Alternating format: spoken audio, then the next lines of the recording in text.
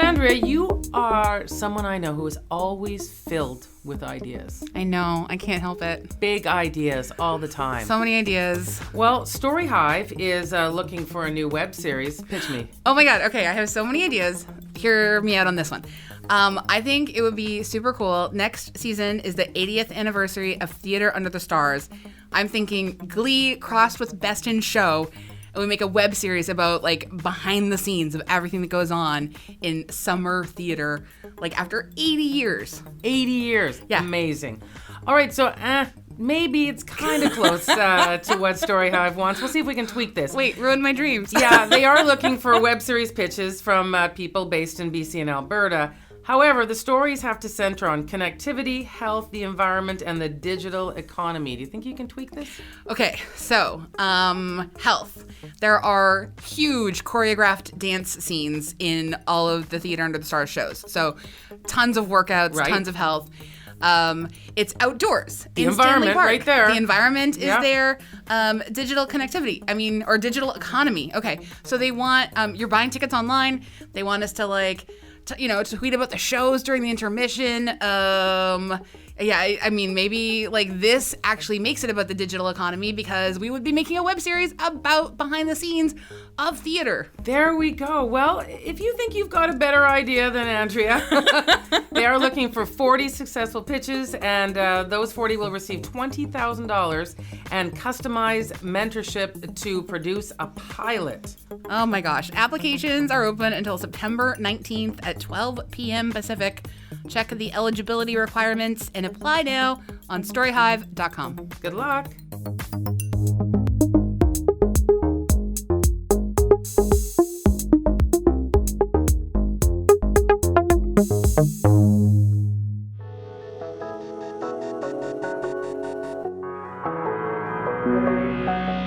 You're listening to Pop This, the podcast where two women talk about everything pop culture. Here are your hosts, Lisa Christiansen and Andrea Warner.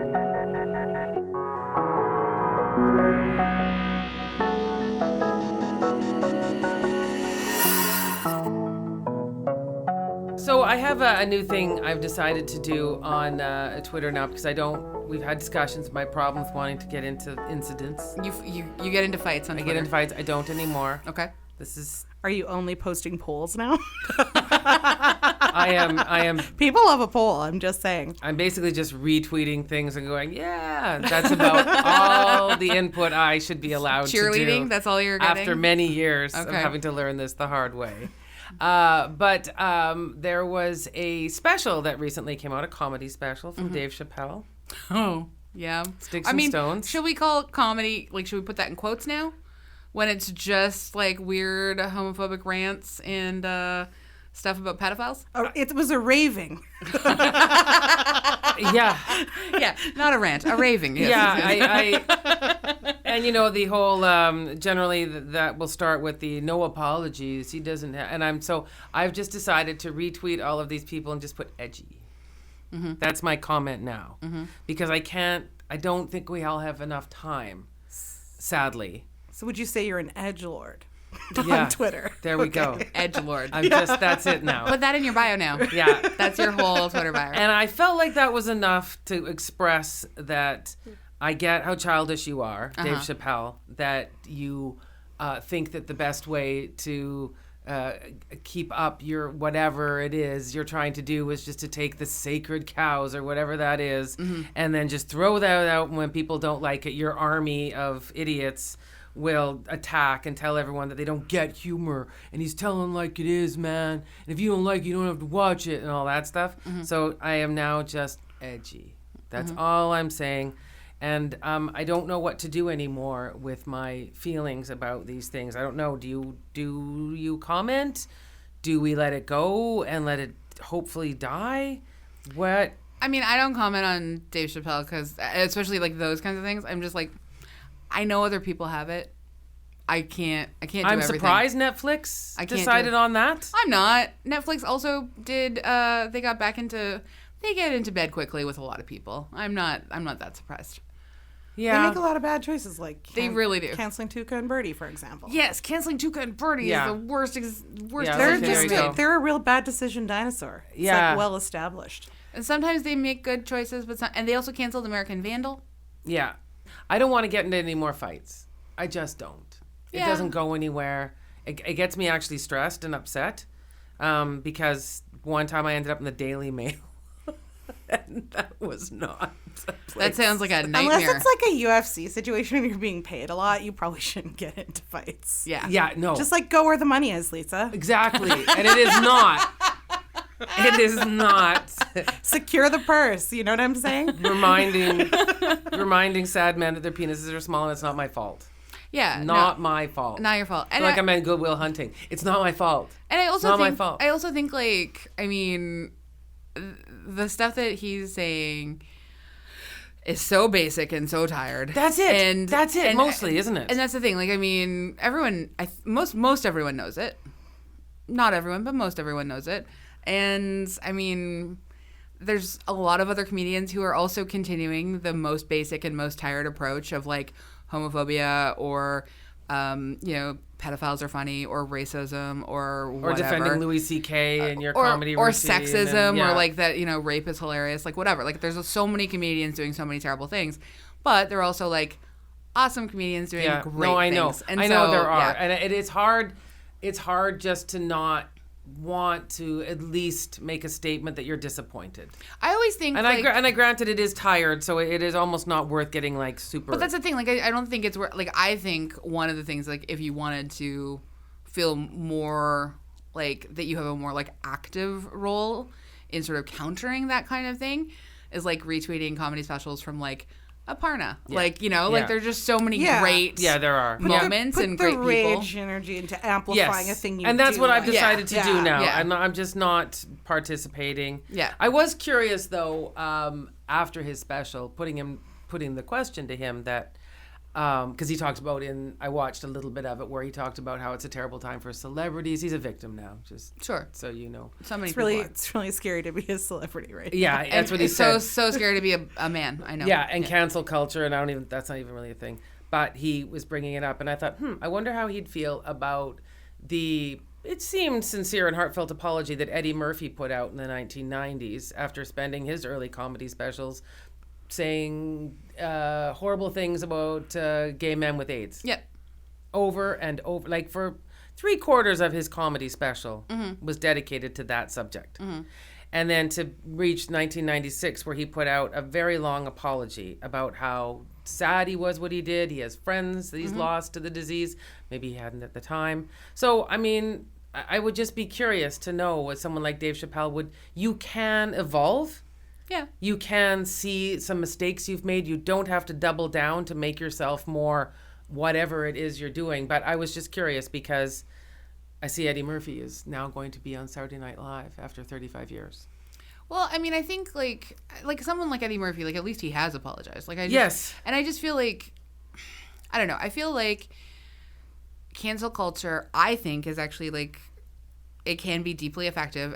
I think it comes from, and it came from so much of like these really incredible activists and pop culture critics and Black Twitter, and like the commentary was like, we don't have to put up with being further marginalized by people. Yeah. And so one of the people I saw tweeting about it today and about Dave Chappelle, Michael Arsenault, who's a writer, and he was talking about like just like Dave Chappelle's just really rich now. And like if you get to a certain point when you're super rich and you don't have to be connected to like people and humanity, these are the kinds of things that can happen. You're just insulated and You're- defensive. yeah. Like I think about even on the left, right? Like when Annie DeFranco was trying to have that like music retreat a little while ago. Oh my and God. And she put it on a plantation. Yeah, and it was like, it's going to be on a plantation. And then a bunch of people were like, we need you to rethink this. And then she got very defensive, but it like took time. I feel like it took 6 months and she like got it. Like she did some work and came back and was like, so that was really messed up that I tried to do that thing on a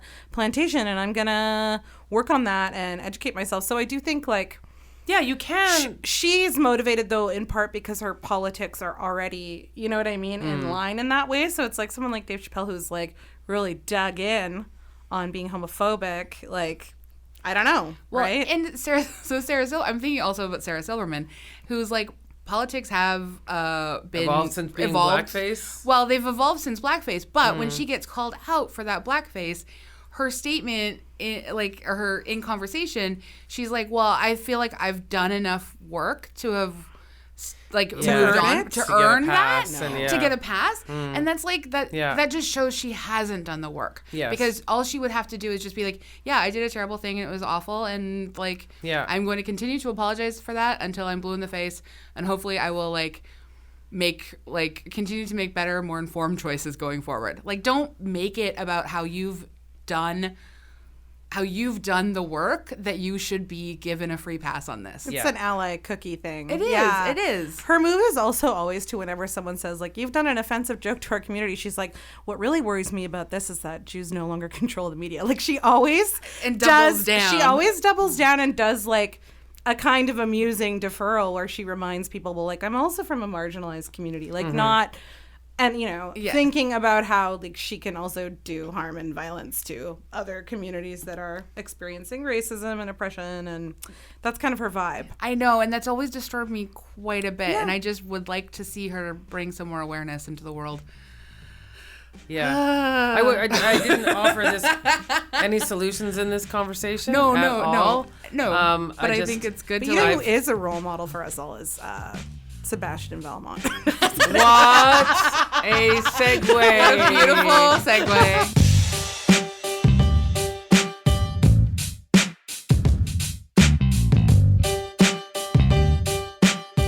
Beautiful. So good. Segue. Usually that falls to me. So thank you, Cynara. I really appreciate it. I really appreciate it. You're listening to Pop This. I'm Andrea Warner. And I'm Lisa Christiansen. And our wonderful guest today, return guest. Yes. I believe you now get all the sandwiches. Oh, yeah. I've earned 100 subs. 100 subs. Yeah. Free subs. Yeah. Cynara Geissler. Hi. Thank you for being here. We're so excited. Yes. Well, Lisa's like, no. It's not that she's excited to see you. Super hates what we're going to talk about. Oh my god!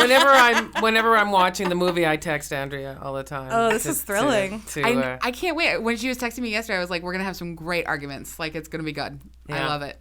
We're talking about cruel. I keep saying true confections, but it's cruel intentions. Isn't that the dessert shop? True confections. Every time I come on, we talk about dessert. I do have to say, it's just my energy. I bring that big dessert energy. Wherever I go. You do look like a lemon meringue. You do. You do look like you look like a great Have you ever had one of those cool lemon checkboard cakes? Oh, yes, I have. Yeah, that's exactly literally what you look like. Yeah, it's great. Yeah. Cruel Intentions. Mm-hmm. So this is this companion piece. Companion piece, yes. To our we've also Les dangerous liaisons.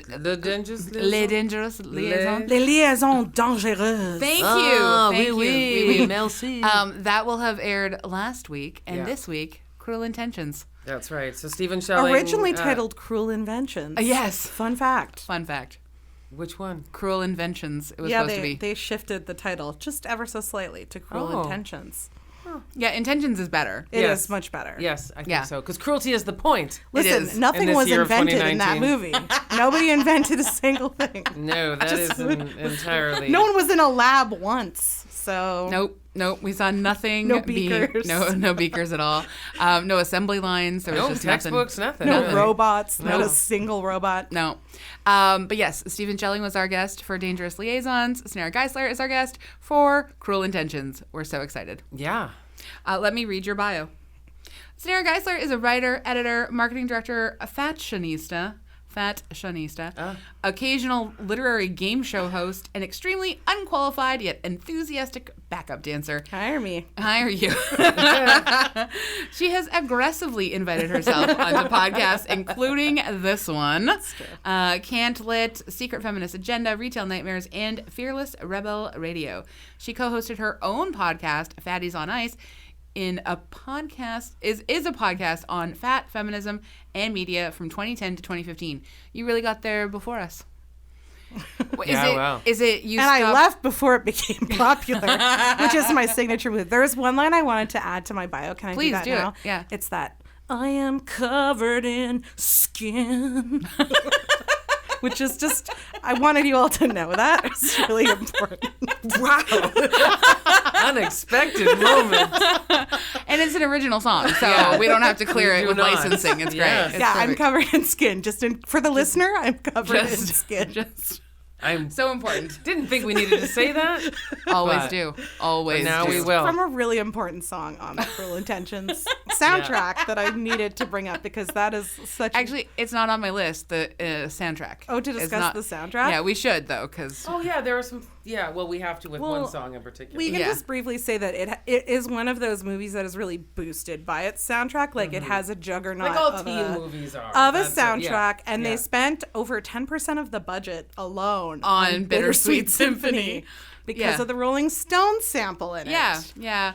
So that's it does deserve its place. Sure. But like Colorblind, as I understand by Counting Crows, was written for the movie. oh, that's a good song. Because he like showed them the scene and they were like, yes, this is amazing. Like But like honestly, I'm covered in skin is it's one of the greatest lines one of the in greatest music. lines in music history. No one gets to come in. That's the couplet. Yeah. I am covered in skin. No one gets to come in. I mean, It's as poetic as this whole movie. I right. love it, and it's what I think about whenever I'm having sex. Just kidding. But yeah, no, the Cynara's soundtrack. horned up for this episode, Yeah, right? wow, Like that's Yeah, I am. yeah. So Cruel Intentions is a 1999 happy 20th anniversary Cruel Intentions. Yeah, 20 years old. I know. American teen romantic drama film. I think that's like high end. Directed and written by Roger Kumble, in starring Sarah Michelle Gellar, Ryan Felipe, Reese Witherspoon, and Selma Blair. The film is an adaptation of the novel. Please say it in your beautiful French Les accent. liaisons dangereuses. Thank you. Written by Pierre Chaudelot de Laclos in 1782, but this time set among wealthy teenagers attending high school in New York City instead of 18th century France. I mean, it's so similar, Why not? right? Why not? It's it's an aristocratic commentary. It is. It is. I like it so much. It's very Gossip With Girl. a kind of Jane Austen vibe with the living with your stepbrother. Yes. Yes. Yeah. And then sleeping mean- with your stepbrother, maybe? Yeah. No? A thing that I love about this movie is I think it qualifies as a chamber drama based on how few outdoor scenes it has, right? Like, this is a movie where people are reclined or in bed most of the time. Like the original. And that's aspirational to me as a lifestyle. So that is like a tick in the yes box from me, Yeah. for sure. Right away. Just beautiful interiors. Surrounded by silver platters of maraschino cherries. I did want to bring a silver platter of maraschino cherries for us to eat while we recorded this podcast, but weirdly enough, they did not have that at Nestor's. So Wow. I was not. We missed out. We really just missed jars. out. I was like, No is simple jars? this even a high-end market if you don't have a silver platter with Yeah, maraschino what will our cherries? Shirley Temples look like now? Yeah, it's true. Anyway, yeah. Yeah. Well, Lisa, would you like to the quick synopsis? I know it's short, but it's. That is real. There's only 2 lines. I know, but I mean, like, do people need more? Sure, okay. 2 vicious step-siblings of an elite Manhattan prep school make a wager to deflower the new headmaster's daughter before the start of term. Like, I mean, it's a bare bones, but Bare bones. Yeah. but that's what happens. Yes. I mean, I'd give a different summary. Okay, which please. is that this is a movie about when you want to have anal sex with your stepsister and what you're willing to do to achieve that. you I can, mean, you that's- can put it anywhere. I think she more beautifully put it. Yeah, you can put it anywhere. And we're always talking about the hero's journey on this podcast. So, I was always thinking about that. But imagine being 16 Yeah. when this came out, which was how old I was. yeah, I was this 20 in when this came theaters. out. So Yeah, I mean, I- it's I could not technically see it in theaters, but you did. but I did. Yeah, for sure. Yeah, you sneak. It was this. This is why I think, like, if you were born between probably like 80, 85, this is like a big movie for that reason, because of the specific kind of like sexual nature of it. Yeah. And how it was a movie where you're like, you would not want your parents to walk in on you watching it. Yeah. It's one of those. I mean, honestly, like, I was 20. I was like technically an adult, but I definitely still had a deeply strong connection to like being a dirty teen. Yeah. Like my dirty teen energy had barely left me. Like, and that's just... I made Don watch it with me when I was re-watching it again. I watched this movie a lot, but I made him watch it with me. And actually, I will say he had never seen it.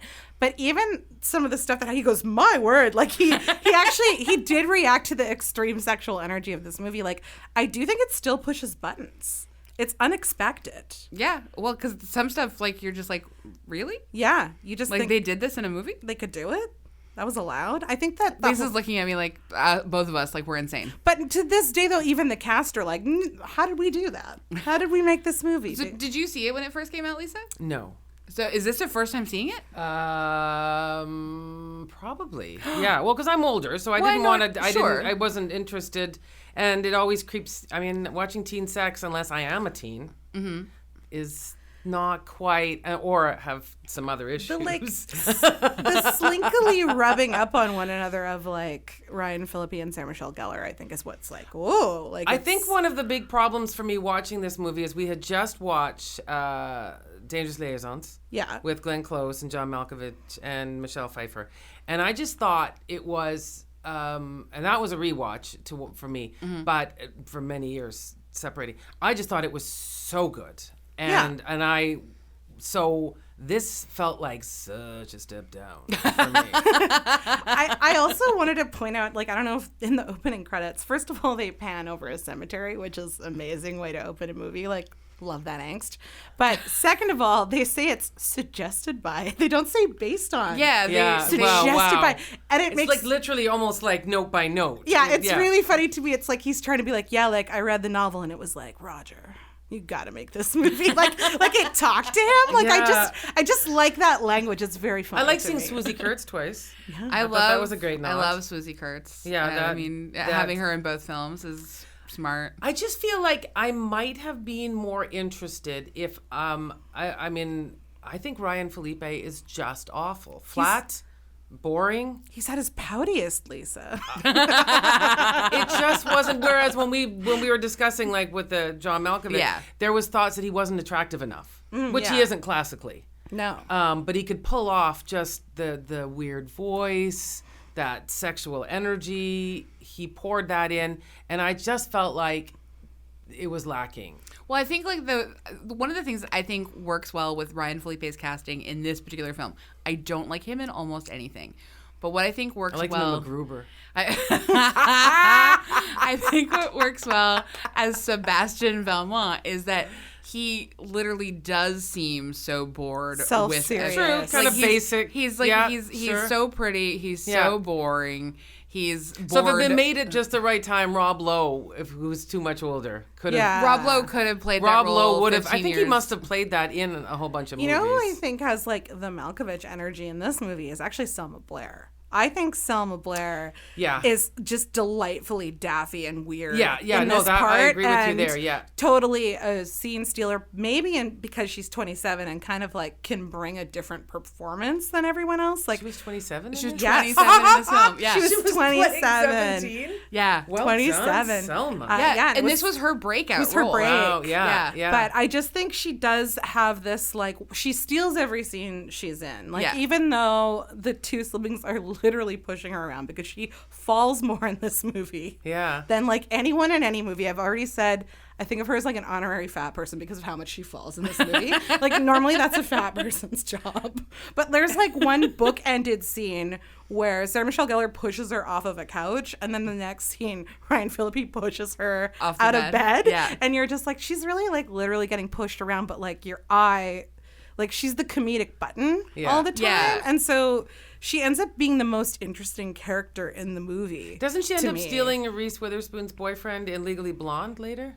She isn't. Well, she is. Yeah. Yeah, she's in Legally Blonde later, and she doesn't steal him so much as like she ends up with Warner. Yeah. Okay. And then she's just like, oh, Warner's the worst. And Yeah. then her and I Reese just was trying to join remember forces. that. What a weird. Yeah. You never know what's going to happen in life. But just that cutaway to her when they're first talking about her, where she's for some reason standing next to a waving pickle. Do you know what I'm talking about? Yes, it's like a waving pickle mascot at a fair, and she's wearing like a sailor outfit and holding an ice cream. She looks like she's 12. Which like, falls off of the cone, and the face she makes, like, it's just incredible. I'm like, this the more that I watch the movie, the more that I'm just like, Selma Blair's a genius. She's in a whole other film, I think. yeah. Yeah, honestly. that I was going to say. She really is in like a completely different movie. She's doing like a 30 screwball thing. Yes. Do you know what I mean? Yeah. Like it's incredible. And Like, I feel like the writer-director liked that because it sort of could detracts from like the blandness of the rest of this. Well, but also just like the dirty sex energy. Yeah. Like the thing is, like I But there's understand that. I really didn't feel it's it. not. Yeah, well, I okay. understand it's not dirty sex to you Yeah. at that point, but honestly,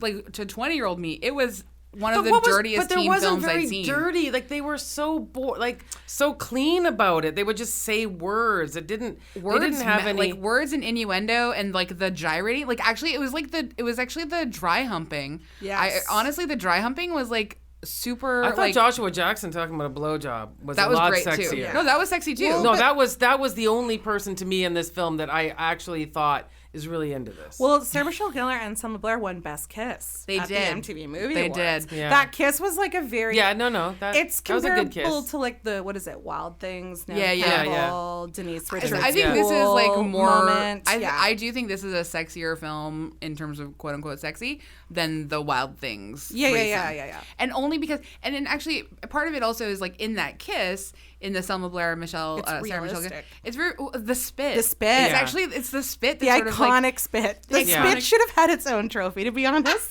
Sarah Michelle Gellar, Selma Blair, the spit between them. Best kiss.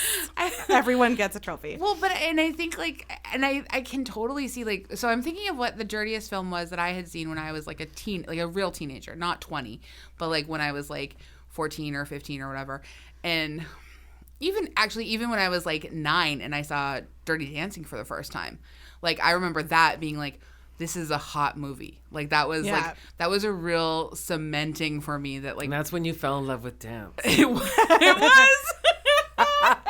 And Patrick Swayze confused me. he really What did was he confuse me. doing? We didn't have BDE as a term when we were teens, but like absolutely when you were a teen and you saw that movie, you knew Cruel Intentions, you know that it had that. Like you were like, whoa. Well, and I didn't know really like the idea of like step siblings. Oh, yeah, like it's- like that sort of like folk like that sort of taboo thing. Like it was just Wasn't Clueless at least the same age as this? Yeah, but like Clueless was 95, but it was more Oh, innocent. okay. Clueless was way more innocent, and also the fashion in this was just like way more vampire and noirish. Like I was reading about the comparison of like no one's really gonna wear that plaid skirt situation that Cher is wearing in Clueless, but I just saw it at Aritzia, by the way. but you probably do want to wear Yeah. like a Dolce and Gabbana suit over that bustier that like Sarah Michelle Gellar The is bustier, a lot of wearing. boobs, a lot of Yeah. like that sort of like yeah, like I guess for lack of a better word, the vamp kind of quality Yeah, of it. yeah. Like There's a noirishness and to everything's the film. like satin and Yeah, like kind of darkly lush. filmed, and then you have the like Annette's dressing, like Reese Witherspoon's outfits, which are completely Pale lilac. Kansas. yeah, and the braids and like the whole. I think Reese Witherspoon is a delight in this movie. I do too. She's always a delight. When has She's Reese such a Witherspoon delight. not been a delight? I mean, Yeah. this is the movie where we learned she could play Jack Nicholson. I feel like based on the faces she makes in the car, like are those not Jack Nicholson faces? Those are Yes, hardcore Jack yeah. Nicholson faces. I think yeah. of that every time I see it, and I laugh. And that's the other thing that's interesting about that scene. Whenever I watch that scene with people who haven't seen the movie, like they all laugh. It's like this interesting thing where I feel like you tap into the Sebastian energy, and then the movie makes you like love her too because you like she's funny, she's charming. It's like a very Mary Sue moment for me, a funny, charming person who's like, if only I can make that tall, brooding man laugh. He will absolutely fall in love with. And he'll be redeemed. 16-year-old potato body me. But like I think it's like coming at that movie at a very specific time maybe makes it operate in a nostalgic way more for you. But it definitely like it was rated R. Yeah. It like that was some pretty risque content. Well, especially when it's like rated R and its audience is for teens, but it's totally you have to literally get your parents to take you. Yeah. Like it's like when it's rated R, you have to be 17 to see it. Or sneak in. I think I snuck in with my older cool girlfriends is Yeah. what I did. Yeah, I can it felt. I mean, to be fair though, I remember like my sister and our friends renting like that Billy Zane film where he's on the cover of, oh my God, he's on the cover of this is like way back in the day, like when we were like 11. Billy Zane, when he was super hot. And he was standing in like Excuse me. I know, sorry. Just when like he was before Titanic? Before Titanic, okay. Like this is like 1989, 1990, and Billy Zane was in some film, I can't remember, but I remember him being on the front of the box, in the like the VHS like cassette box, and we would like rent it from the video store across the street, and he's standing in a lake and he's like looking at you like he's gonna kill you but also have sex with you, and that was very powerful to all the 11 and 12-year-old girls that like come over to our house and watch this movie. Who were very confused and didn't know what that meant. Well, they didn't fully know, but they sort of Yeah. also knew. Like you just, you can sort of feel that like thing, right? It had all these stars too. Like it had, Joshua Jackson, who's in Dawson's Creek at the time, which is like a huge show for, a 12-year-old or whatever. Yeah. Like, you're always watching above your age, right? Yeah. And then it literally had a 17 magazine, because Reese Witherspoon's character Annette writes that article about how I love to be abstinent till marriage that he is provoked by. But like that was a real issue of 17. Like, that was a real like Jennifer Love That Hewitt still is. cover. Yeah. I mean, taking those pledges. And sure. that's- Yeah. And so Yeah. it really is like it has this marketing within the movie to like tell you who its audience is, which I think is like clever, and it makes it feel a little bit realistic, which when you're, young and you want to, and sex, you haven't had sex, like the myth of sex is huge. Well, right? The myth of sex is What you think it's going to be is like very different from probably how it's going to turn out. Well, if you think of like Beverly Hills 90210, that came out.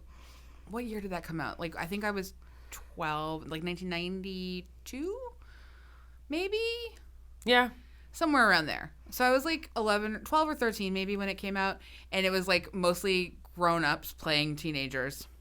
And I remember like just like the sex, like the Brenda and Dylan, like they're kissing and like them when she has to decide whether she's gonna have sex or whatever, like just like I honestly will say I think very much from the age of 11 through I don't know till now I do have like a like sort of normal human obsession with sex, like just in terms of thinking about it and like what it means and like and not just like on a physical like always want like not like on a. And I did say, like, 40 was going to be my horny year. Great, fine. I'm still embracing that because I'm still just in the midst of my 40th year.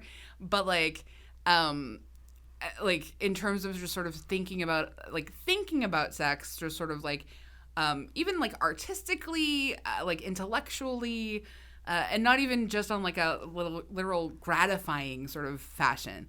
But accepting that sex sort of, like, is everywhere. This Beverly Hills 90210, like soap operas, this kind of movie, like these all sort of factored into so many weird things about like what my ideas of Hollywood sex was in my life. I was gonna say like the one sex scene between Reese Witherspoon and Ryan Phillippe, which the movie like has to hinge on, right? Because you have to believe he's really fallen in love with her and he's changed. Whether or not we think that character's redeemable is another discussion. Like I actually think it's a very sweet sex scene overall. Colorblind is playing that incredible song. But more so, it's that moment where he stops and goes, "Are you okay?" And she says, "Yes." Because it's like this very sweet moment in this very evil movie. And I'm like, it's like not bad for 1999. For a film that's filled with sexual coercion, homophobia, racism, and sort of like, lots of non-great things, that moment of enthusiastic consent, Enthusiastic. What a delight. Consent. Yeah. Truly. I mean, that's as enthusiastic as like that movie was going to muster for sure. Yeah. But I just remember that really affecting me. Also, I have this like thing where I think one time some person to like be nice because I was crying on a rock or something was like, you look like Reese Witherspoon. So like that movie really ultimately like I just was like living through like I wanted forever. I wanted to believe that if I was like just good and had braids and maybe wore like a lilac sweater and made someone laugh. Just have a twin set. I would find nothing like a twin set. Beautiful, sexy time. So yeah. It has that. It has that. It for does it. have that too. I'm curious. So, like in terms of coming to this movie, not when you are either 15 or 20, but watching it in 2019. Yeah. On a level of like 1 to 10, how disturbing did you feel? How disturbed by it did you feel, Lisa? Oh, I didn't feel disturbed by it at all. And the thing that I thought was just kind of disappointing about it was that Dangerous Liaisons, when we were watching it, we had a big discussion about Glenn Close and her big scene about explaining how she became this way. Her speech. Her speech. Yeah. She was poor. Yeah. It would have been awful to be poor in 18th century France. Like, unbearable. I mean, it's amazing now. Just kidding. yeah. Now it's so fun. But, I mean, the things she must have seen and must have done to get there. Yeah. So for her, these games, it wasn't just about being fun. It was literally how she stayed alive. It's social manipulation. Yeah. Like, that's very clear. She's like, I'm ignored, and so I listen to what people say, and I've learned how to maneuver. That's all she has. Yeah. Otherwise, she's poor again. And that's got to be bad. Yeah. So for me, there were no stakes in this movie at all. And I understand. I've read the Reese Witherspoon comment. Oh, sorry, not Sarah Michelle Gellar about how she wanted to make her a sex positive. I couldn't understand where this anger or her frustration came from. And at the very end, when everyone has seen her diary, big deal. She's 18. She's going to live through this. This is not going to affect her life at all. Like, she is going to come through this. She's a rich person already. She's well connected. This will blow over. It's not going to blow over for Glenn Close. Maybe. I mean, I don't know if it would blow over though, because in like the wealthy circles that she's running in, her reputation is actually the only thing that's at Donald stake. Trump. 2 words for you there. I mean, people now, who are wealthy. No, always it blows over for. But she's insulated from many things. She can go to a different school. Her parents will find her another place to go. So there's no stakes to me in this movie at all. Well, I think what we're supposed to take away is that the stakes are a woman's reputation. Always. Like, but that's what I'm saying. It doesn't work for high school to me. Like, I get all of that. It's just that to me doesn't translate. It's supposed to feel like, because high school has like those feels intensity. like that. Yes, it does. And that's what you said to me as an adult watching. Yeah. I'm going, you're going to be fine. Yeah, like of course. Yeah. And Sebastian being irredeemable. He's 17 or 18 years old, right? I mean, I don't know what's going to happen to him, but I have a feeling that I've seen, that this isn't. Well, I mean, spoilers, he's dead. He does die. No, I knew that. Nothing's going to happen to but him. I mean, the fact that he had to die. He had to he's- die because it doesn't make sense. I mean, I get it. He's definitely up in the angels. Yeah, I mean, he has to. That's what he's doing. In the original story, he dies, but it made no sense in this. To kill a 17-year-old is like, oh my God. Like, I see. I liked it when he died. Well, it wasn't. Did that make him more sympathetic to you? Because that's the thing. Like, I don't. It looks stupid. It was a stupid death. It's a stupid death. It was a stupid death. A truly stupid death. Why would she run out onto the street? Where are they on the bike path? I mean, it didn't make any. I don't know. It just. It's New York. It's Central Park. People are dying all the time. Killing a teenage boy to me is very tragic. Oh, but in this story, we're treating them as if they're like 40 or something. Yeah, but that's by design. And that's why this movie feels so awkward tone-wise to me, because Sarah Michelle Gellar is coming out all vampy and I'm just. It looked weird. It's also like that, but that is definitely the energy of the time. Like on Dawson's Creek, they were literally like, well, as Derrida says. Like, that was really... Yeah, but they were kids. Like, I've seen Dawson's Creek. Yeah, I've watched. But they talked like adults who are in like a PhD program. Well, that was very but they were much... smart. Yeah. But it didn't feel like this manipulation, this, did she have like I didn't feel any connection to what she was trying to do. She's like a high-level sociopath. Like, I just think But she said she didn't want to play it like that. She wanted to play it as a person who loves sex. I think she's both. And she said she didn't want to... But I think she can bring whatever she wants to the role. Yeah, it's also written a different... Like, I think it is written in a way that she is just... Yeah, she's a sociopath. But when she's all about, like, the facade. So when she does have... Like, so she has this, like, front-facing reputation where she is, like... the Marsha Brady or whatever, perfect person at her private school. People trust her with their daughters. Like, she is everything and like the perfect one. Yeah. But then has this other sort of like side to herself. I think because we spend so much time with Annette and Sebastian, we don't actually get as much Catherine as we could. Yeah. In terms of seeing how she has to present herself and how she feels. Yeah, I would have liked a couple of confined scenes to, like you're saying, that if she was like so angry about something, or there was some, like some inciting incident, if you will, that made her go, hey, this will be fun, or whatever. Yeah, like when she does crumble at the end because she sees like this sort of house of cards that she has built up and what she has come to identify herself as. Like she's always going to be rich, but because she's privileged, she's never going to be aware of that very well. Like she's just, her whole thing is what her social status is. It worked out for Regina and Mean Girls. Yeah, but she did hit by a bus. The same thing, The Diary and all. Yeah, but again, Mean Girls came after. Yeah, so, I know. She hadn't watched Mean Girls yet. She just didn't know how it could have. She should have watched Mean Girls. If only she had watched Mean Girls. But in terms of comparing, like that kind of like Mean Girls felt like accurate to me. But you know what's kind of interesting and is like an analog to today, I think, is that ending of the sort of like public reveal of her being a bad person, because we very much are doing that on social media all the time. Yeah. Like that's what cancel culture is. And like when Adam White was writing for the Telegraph, I think on the 20th anniversary, he was saying like to him that's what's enduring is like the public appetite for humiliating people that we formerly pedestaled is like that hasn't changed, and if anything it's kind of like ramped up. So I feel like for me that's what's really effective about that ending. It's this like public embarrassment, and whether or not you buy that she will recover doesn't really matter. What matters is like Sarah Michelle Gellar's performance in that scene, which I think is really good. I believe for Catherine that her world feels like it has ended. Yeah. Sure. Whether like it has actually ended. Yeah, it just didn't. Yeah. The stakes in high school to me aren't as important. It just isn't like it, especially for like rich people.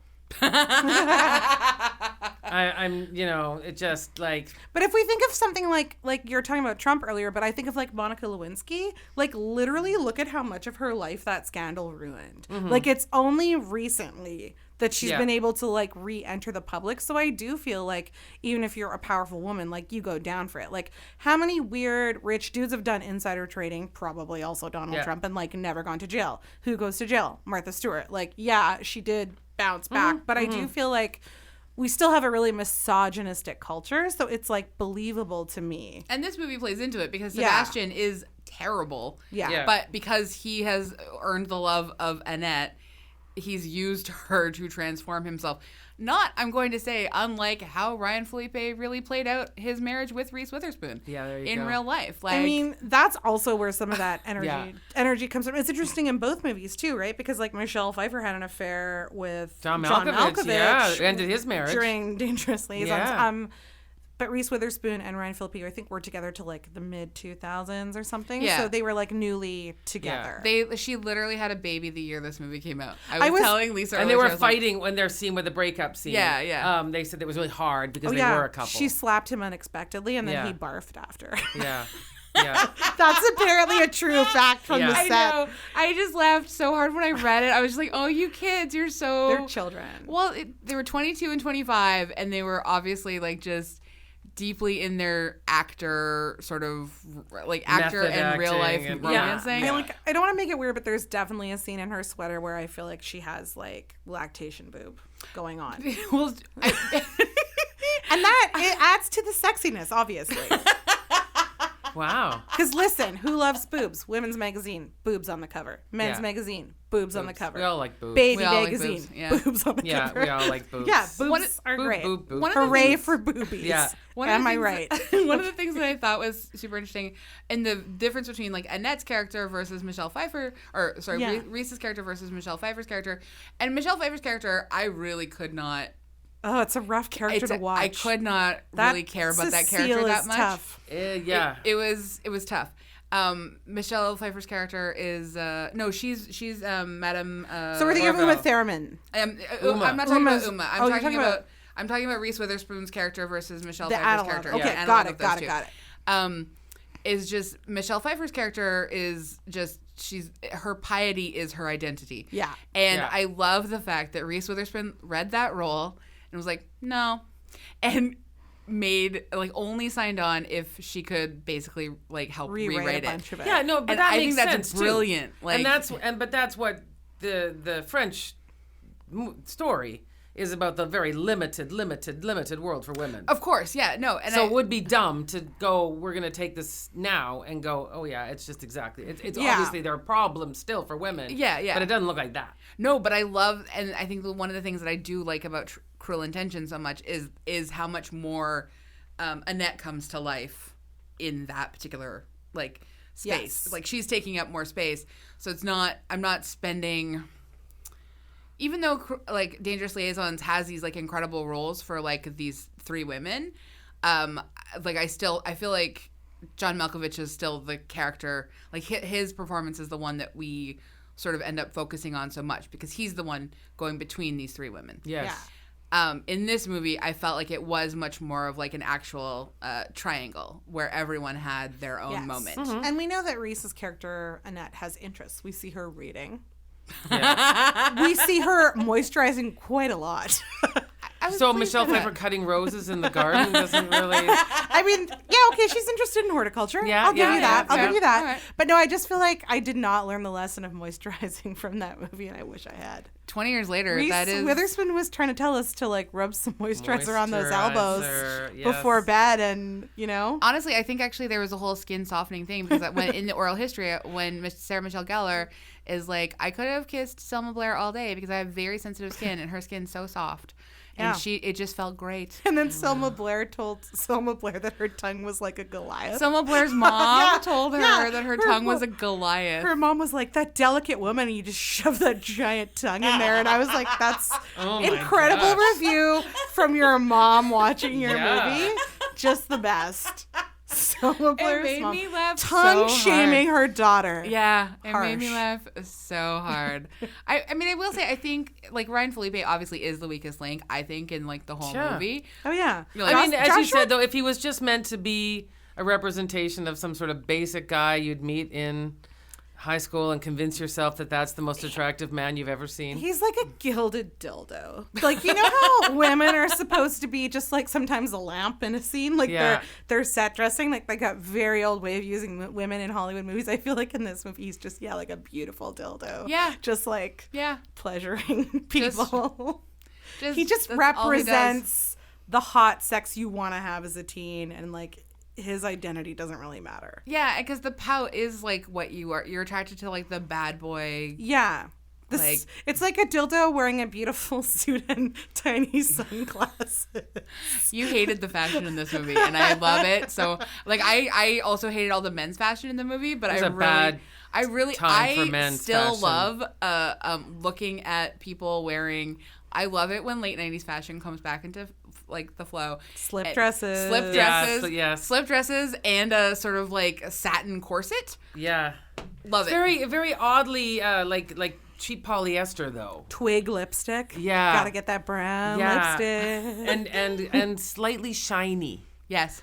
It is a dewier look. I feel like that's what my skin likes to do naturally, so I like love it when a dewier look comes back, especially now that I feel like I'm just perimenopausal and if we made it again, I would just like it to be in that less dull rich people house look.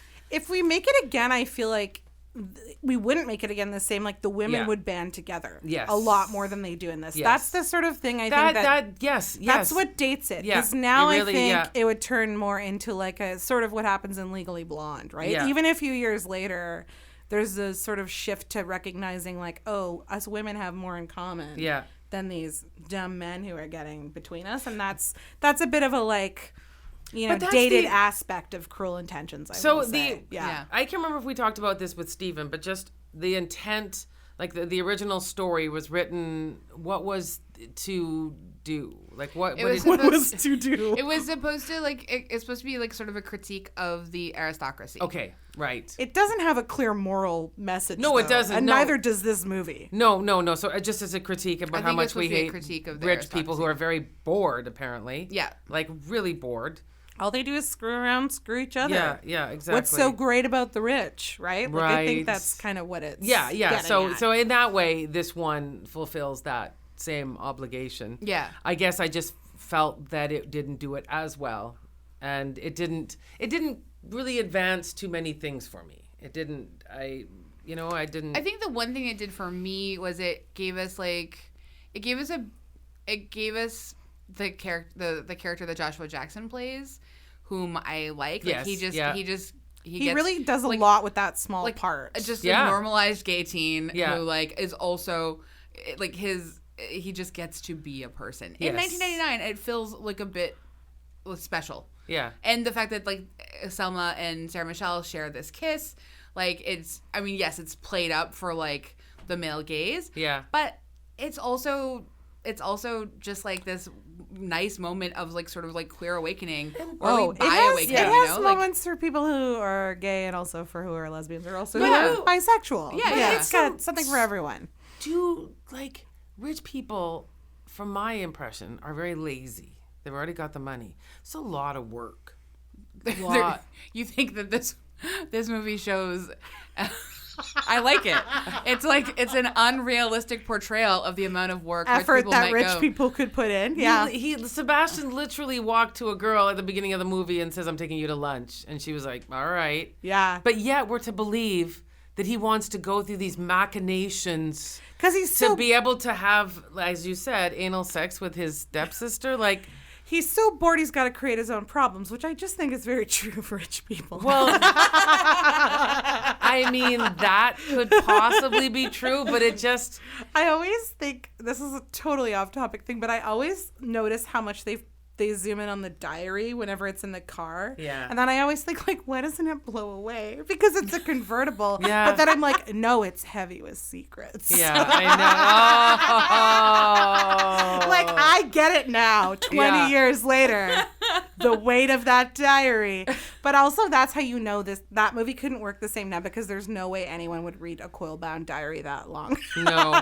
But I guess teens would be like, TLDR. Like, no one would. I guess the next wave it. or incarnation is probably Gossip Girl, which this felt like. Yeah. Well, a lot like to me. Yeah, they tried to have a show of this, right? Which didn't go anywhere. And I definitely think Gossip Girl kind of bit on this formula. Yeah, like, for sure. proves that, like, rich people being cruel to each other in sumptuous, beautiful interiors. Yeah. It's very watchable. Attractive girls in the latest fashions. But they gave, like, people more tragic backstories. Like, I think we're supposed to think, like, Chuck Bass has a hard time, right? Yeah. I guess, yeah. Like, his daddy doesn't love him. I haven't watched enough Gossip Girl. I'm just guessing. Yeah, I haven't. I honestly only watched maybe a season of Gossip Girl. Yeah, they were all tragic. But then there was the voiceover, what you were saying, like XOXO. diaries, right? There was I know that there was part. there was a knowledge of what was going on all the time, kind of like a diary. The form. omniscient sort of, yeah. Yeah, well, Voiced by Kristen Bell. yeah. I know. But what was it? And so, but she was the one watching it all and keep documenting it, though, wasn't she? Isn't that the No, whole... it turns out it's Dan. It was the guy. Yeah, it was Dan the Right, whole right. time. Yeah. Which And is a his- real letdown. Like, it should have been Kristen Bell. Veronica Mars was actually like, it's a crossover. That's the other It was brief... Dax Shepard all along. That's the other brief point I wanted to make about Cruel Intentions is I do feel like it appeals to that noirness. So it does have a bit of a slight neo-noir vibe.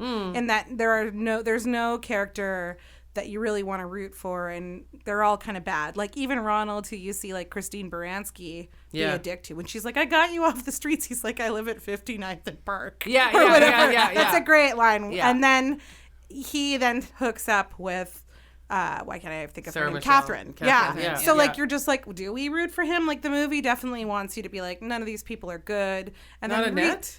Annette is good, but Annette's kind of boring, right? So it does that interesting thing of, I think, like, the most interesting characters are kind of terrible. So that's kind of the nice thing about noir usually, is it kind of gives you permission to be a bit naughty. Yeah. And I feel like that is a little bit what's going on in this movie. I'm not going to say it's a perfect noir. Yeah. It's not, but it does have a murder and a lot of sex in it. Yeah, Yeah. it wants you And to... a femme fatale, for sure. Well, a femme fatale for sure. And it wants you to feel complicit in some, like, you know, bad behavior. Yes. Yes. You're like, oh, Cecile's being coerced, but I think she did that upside down headstand showing her underwear, so I guess she likes it. Like, it's weird. It's very But in terms weird. of what Sarah Michelle Gellar wanted to do, or anyone wanted to do, which was to show sort of another side of teens or anything, what they just ended up showing was the same thing. You're shamed if you have sex.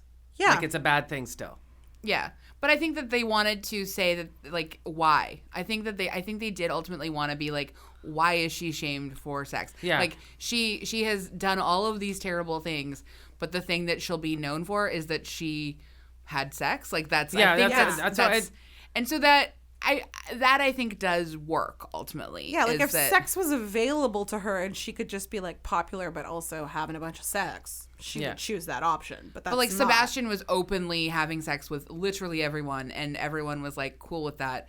She had to like keep her sex life on the down low and her cocaine habit in her cross necklace. You know, like she was. And again, which we also, don't. I kind of feel as a 17-year-old, you probably should do. Keep your cocaine Yes. in a cross necklace. 100%. Yeah. Honestly, I feel like the equivalent when I was in school was like the highlighter, where it looks like a highlighter, but like it's a secret weed pipe. Oh, yes. There you go. Highlighter. Yeah. I didn't have an elegant cocaine cross, but it's an expensive habit, too, if you don't have money. Yeah. You got to get a dealer. Yeah, it's a yeah. lot. I wonder if you could buy that cross. Like, you know, when they have like movie auctions? Oh, I'm my sure. God. Oh my God, Yeah. people would pay good money for that. Yeah, probably. I actually hope Sarah Michelle just kept it. I kind of do too. Yeah, like I feel like she deserves it. That's Deserves it even it. has like a little tiny spoon on it. Like it's a beautifully it's a really designed smart prop. Yeah, like it's a really smart. They spent some money on wardrobe in that movie. Like the wardrobe, I didn't see it in the men's clothes, but I felt like I saw it in the satin of the women's. they were definitely wearing like Prada and stuff. It's Were just they? it's just a bad cut? Well, like the turtlenecks and stuff. Yeah, I was reading about this because Vogue did like an article about how like the movie was such a fashion milestone. Wow. Yeah. So that was that. I know you don't like it now, but like that was definitely, they were wearing high-end clothing. Wow. They all were. It looks so cheap. It does. Everybody looks so But, well, the cheap. men, I think, look cheap. I think the women look good. Yeah. Yeah. Yeah, I mean, I just think it's like that's what men's suiting was doing at the time. Yeah, it was just very boxy. Boxy. It's so Yeah. boxy. I Yeah. really like a tailored suit now. Yeah, I know. I like the sort of like cleaner, closer cut of suits now. Yeah. Yeah. It So pleases me a lot. I think, yeah, but I think the wardrobe person deserves credit because I do feel like she really told a visual story in that movie. I feel like a ton of people left that movie going out and buying as close as they could to like what Sarah Michelle Gellar was wearing. I was like, I really need a koala shirt. Just kidding. That was and a sailor I really outfit. like your shirt. When they introduced her, that's an incredible. I wondered if that was like an ad lib of her being like, "My dad took me to Australia." Like it's so funny. Yeah. It's great. But I do 100% agree she was in a different movie, and I wish she would get in that one. Really? Well, just like get her own spin-off. Yeah, Cecile! like yeah.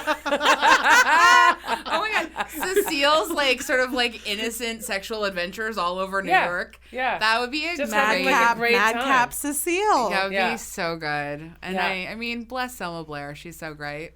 Yeah. So great. Yeah. And I'm thrilled. quite a story right now for her. Yeah. Just a screwball lady screwing whoever she wants. That would be. Cecile. You I just- like that. You wrote the tagline for the film. I already can see the montage at the beginning, and I'm liking it very, very much. And the poster is definitely her, like with that pickle from the beginning. Yeah. 100%. Okay, so I still think the movie pops. Cynara. Yeah, it's pops for me. Yeah. It's no pops. No pops for you. No pops. I'd say watch the original or some Gossip Girl.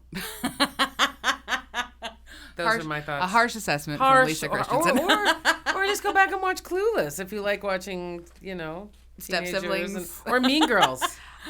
I feel like, but what if, so did you read like V.C. Andrews when you were in middle school? Mm-hmm. Like to me though, that's the other thing that this movie had going for it is I'd like probably a few years before read like the Dollenganger series, and it picks up on that like taboo stuff we were talking about, like Flowers in the Attic. Oh my gosh.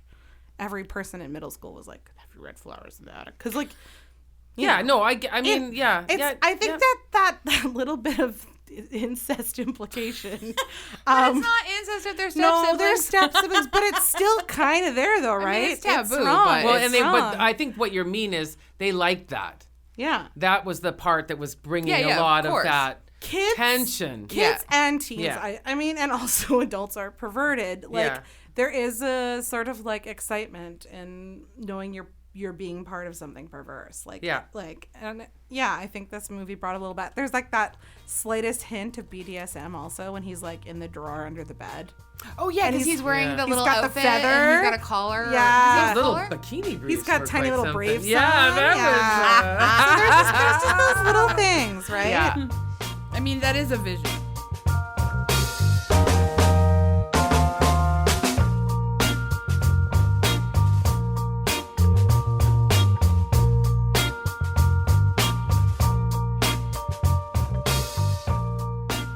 love to leave our episodes Yeah. on something we recommend.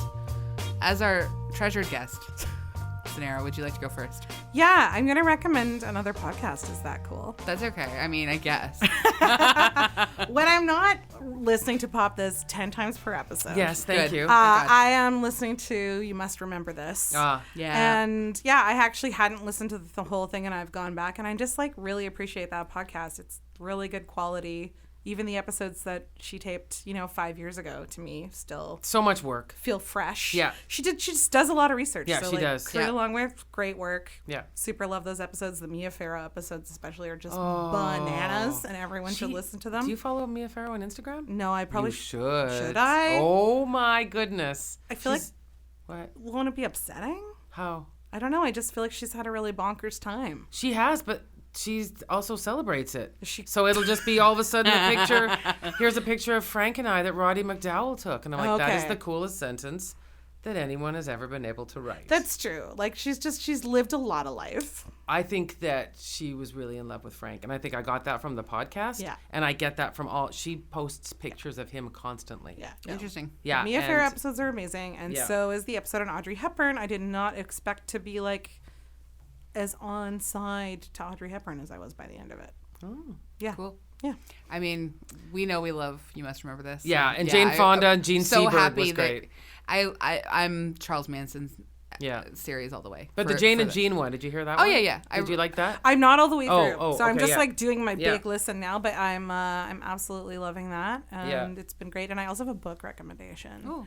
which is Mariko Tamaki's new graphic Nice. novel. Lordine Keeps Breaking Up With Me. It's really good.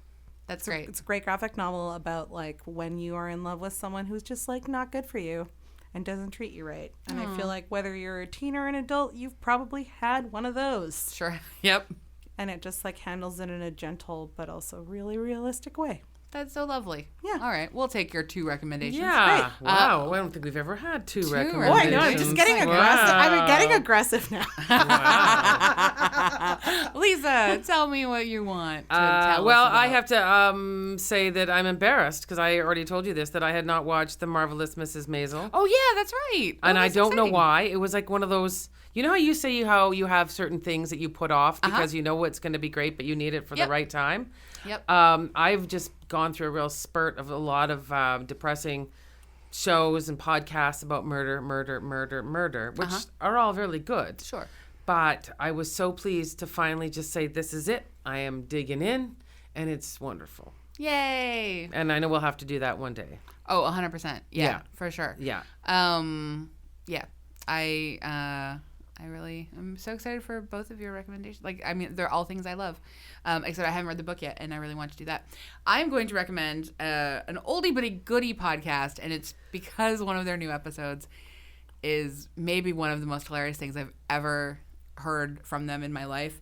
So How Did This Get Made? Did a live taping episode of Drop Dead Fred. It's already Which really funny. I have not seen since I was a teen, if not Which a is- child. which Marissa Drop Dead- Tomei, right? Sorry? Is it Marissa Tomei in that? I don't remember. It's Phoebe Bridges Oh, okay. and her Phoebe Bridges, Phoebe Cates. Phoebe Cates. Excuse me, Phoebe Bridges. Jeez. The singer is She's Sorry. doing a remake.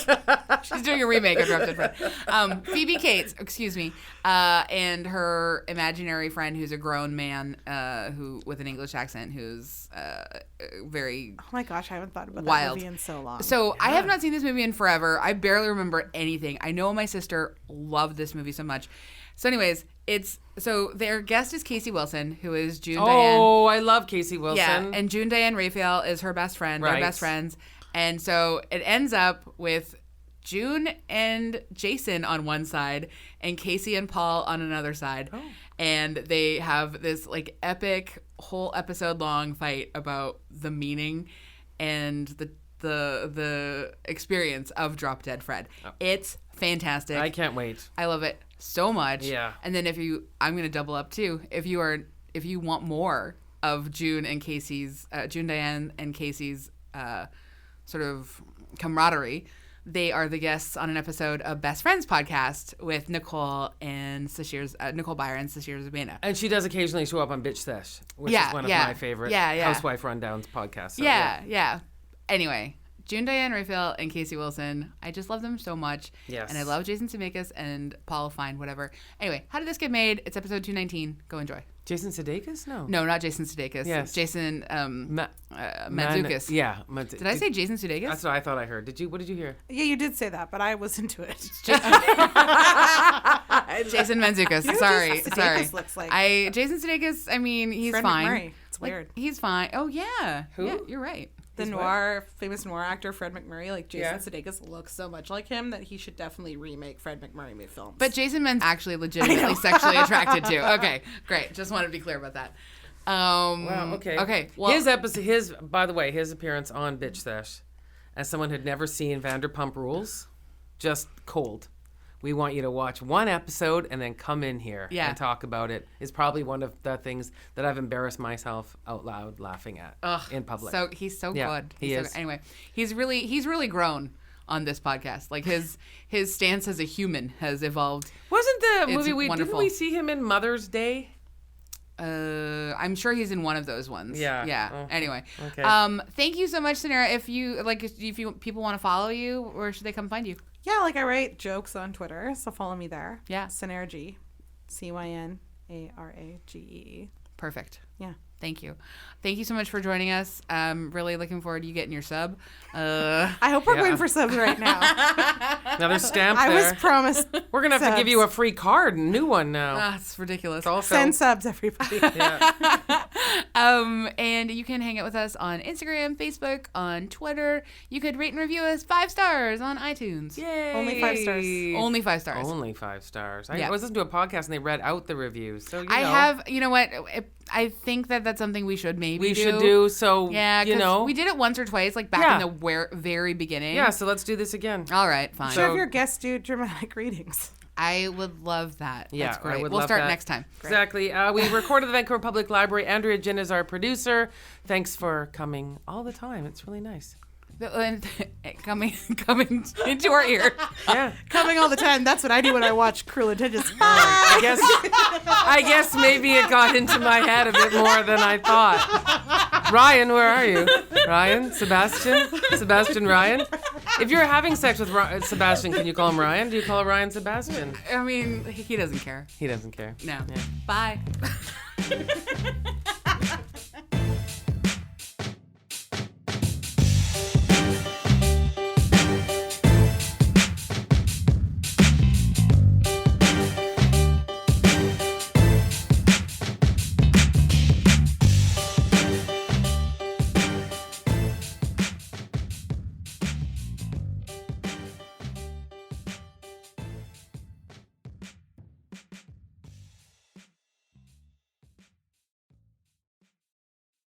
It's just they keep making these ads, like, those Calvin Klein ads of him laying there with his guitar and his underwear, and you're like, I don't know who this is for, but maybe me. I don't know. It might be for you. It might be for me. I don't know. Look, at least he's of age. Yeah, no, I know. Like, I know. Brooke Shields at 14, not great. No, exactly. So that's why watching this movie is like, I'm watching teens have sex. Yeah, but I mean, you are watching 24-year-olds and 22-year-olds and 27-year-olds have sex. I know, but I'm supposed to be thinking they're in high school. Sure, yeah. But I mean, horned up teens, that's like a whole genre. It does very little, though, to remind you that they're teens, other than have one scene in a school at the end. Yeah. They want you to be like, these are older people. Yeah. But they're still in a... And generally, once I see teens having sex is in horror movies, and then they're murdered right after, because that's what you get. And that was stressful for you that they weren't murdered. Right. You're like, where's the order it's that called I've Lessons, come to people. expect? The girl who enjoys sex dies first. We work our way down to the one last girl Sluts die, virgins live. Yes, exactly. I mean, save it for the podcast.